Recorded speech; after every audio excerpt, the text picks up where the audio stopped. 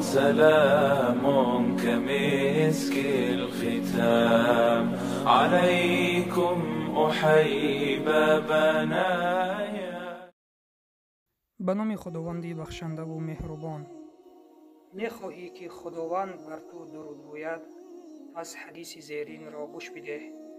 پیامبر صلی الله علیه و سلم فرمودند: هر کسی که به من یک درود فرستد، خداوند بر او 10 درود می‌فرستد.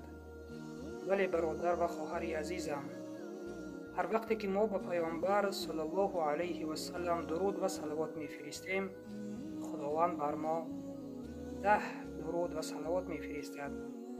پس درود و صلوات فرستادن را بر پیامبر صلی الله علیه و سلم بسیارتر نماییم. اللهم صل علی محمد و علی آل محمد. و سلام بر آن شخصانی که راه هدایت را پیشه گرفتند.